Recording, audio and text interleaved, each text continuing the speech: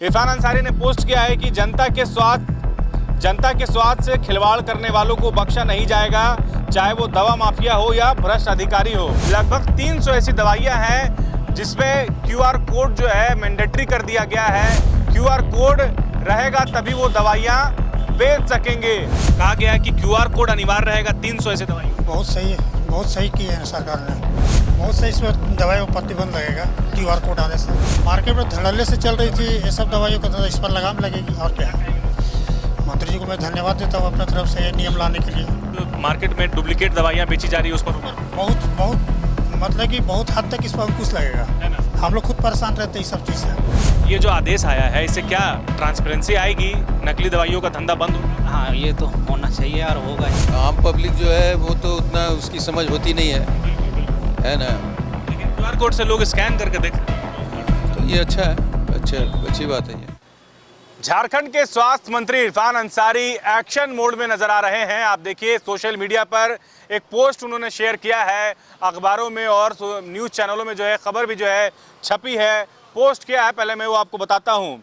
इरफान अंसारी ने पोस्ट किया है कि जनता के स्वास्थ्य से खिलवाड़ करने वालों को बख्शा नहीं जाएगा, चाहे वो दवा माफिया हो या भ्रष्ट अधिकारी हो। आगे वे लिखते हैं कि अब क्यूआर कोड ही नकली और असली दवा के बीच दीवार बनेगा। आपको बता दें कि रांची शहर में या फिर झारखंड में जो है जो दवाइयाँ बेची जा रही हैं उसमें पारदर्शिता लाने के लिए जो है इरफान अंसारी ने एक बड़ा कदम उठाया है। अब लगभग 300 ऐसी दवाइयाँ हैं जिसमें क्यूआर कोड जो है मैंडेटरी कर दिया गया है। क्यूआर कोड रहेगा तभी वो दवाइयाँ बेच सकेंगे। पोस्ट क्या है पूरा पढ़कर सुनाता हूँ। उन्होंने लिखा है कि इरफान अंसारी ने लिखा है कि जनता के स्वास्थ्य के साथ खिलवाड़ करने वालों को बख्शा नहीं जाएगा, चाहे वो दवा माफिया हो या भ्रष्ट अधिकारी। आगे लिखते हैं अब क्यूआर कोड ही नकली और असली दवा के बीच दीवार बनेगा। सरकार ने बड़ी पहल करते हुए 300 महत्वपूर्ण दवाओं के लिए क्यूआर कोड अनिवार्य कर दिया है।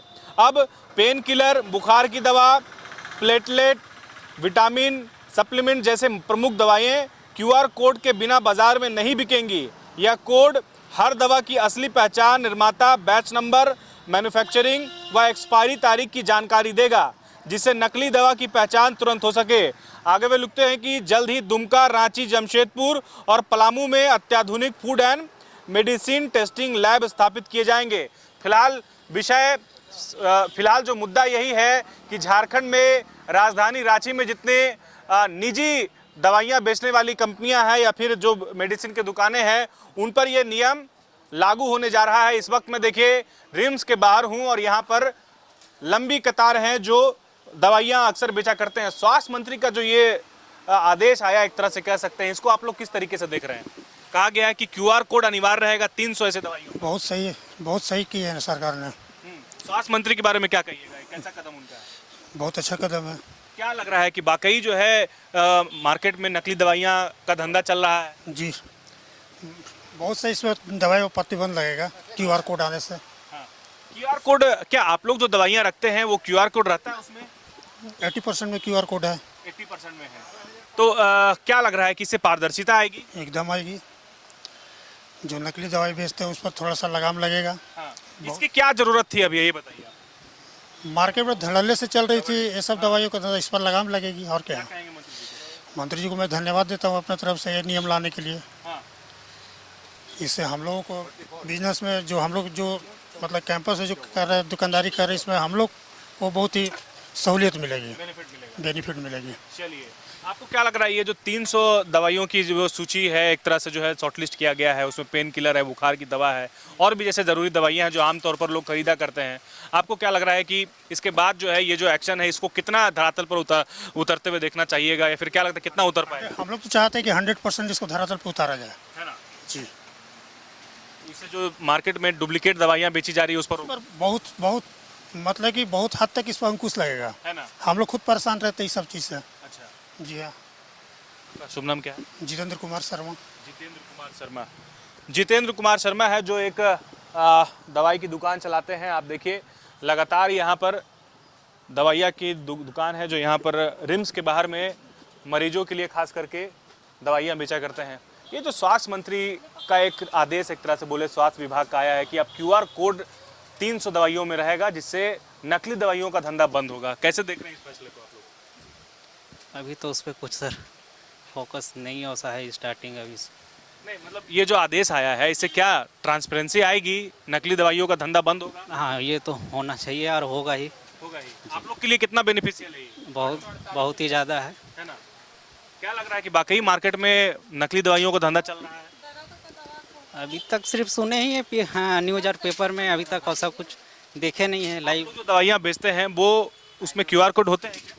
हाँ कुछ में होती है, कुछ में नहीं भी होती है। तो अब ये नियम लागू हो रहा है, तो इससे कितना आप लोगों को लाभ मिलेगा, कितना सफल होगा? लाभ तो मिलना चाहिए सर, सब ही कोई को मिलना चाहिए सक्सेस करेगा एकदम। ठीक है। देखिए ये दवाइयाँ यहाँ पर लोग खरीद रहे हैं इस तरीके से, और ऐसे जो दवाइयाँ हैं इनमें अब QR कोड रहेंगे। फिलहाल कई ऐसे दवाइयाँ हैं हालांकि इसमें QR कोड नहीं है, लेकिन अभी नियम ये लागू नहीं हुआ है, अब ये आदेश जारी किया गया है। इस पर और बाकी की कार्रवाई होगी, आगे की प्रक्रिया को फॉलो किया जाएगा। एक तरह से जो दवा दुकानदार हैं वो संतुष्ट नज़र आ रहे हैं। सर, स्वास्थ्य मंत्री इरफान अंसारी का एक आदेश कहिए या फिर जो बोलिए स्वास्थ्य विभाग का कि अब QR कोड के जरिए ही दवाई बेचा जाएगा, इससे आप लोगों को क्या लाभ होगा? इस फैसले को कैसे देख रहे हैं आप? जो कंपनी QR कोड लगा के देगा उसका माल बेचेंगे। नहीं, जब अभी इसको लागू होने में थोड़ा समय लगेगा, कंपनी वहाँ से करके भेजेगा तो हम लोग भी बेचेंगे। इस फैसले को आप लोग कैसे देख रहे हैं? क्या इससे ट्रांसपेरेंसी आएगी? हम लोग भैया दवाई बेचना है, बस इतना नहीं जानते। अभी जो आप लोग दवाइयाँ बेच रहे हैं उसमें QR कोड होते हैं? हाँ, किसी के कंपनी में होता है, किसी किसी में नहीं होता है। इरफान अंसारी बोले हैं कि स्वास्थ्य से खिलवाड़ करने वालों को बख्शा नहीं जाएगा, चाहे वो माफिया हो, दवा माफिया हो, भ्रष्ट अधिकारी हो। उससे कोई, हम लोग तो भाई बेच ही रहे हैं दवाई। उनका ये कदम कैसा है ये बताइए। अच्छा, सराहनीय है। सराहनीय है। हाँ, ठीक है। क्या सर आपको क्या लगता है ये जो आदेश स्वास्थ्य विभाग का है, बड़ा कदम है, कैसे देख रहे हैं इसको? नहीं, अगर जनहित में कोई कदम उठाया जाए तो वो सराहनीय है।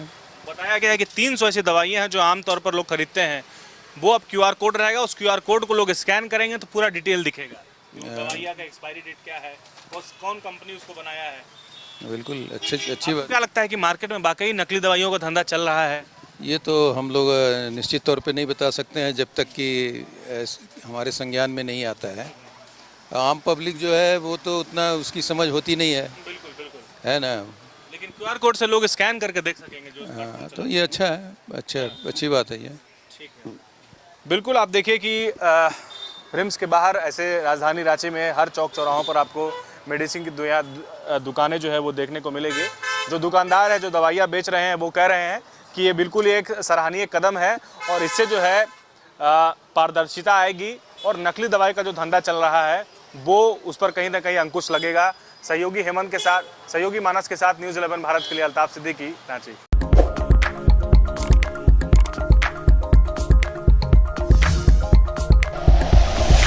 Like and share videos, subscribe करें हमारा चैनल और प्रेस करें बेल आइकॉन। न्यूज़ 11 भारत, सच है तो दिखेगा।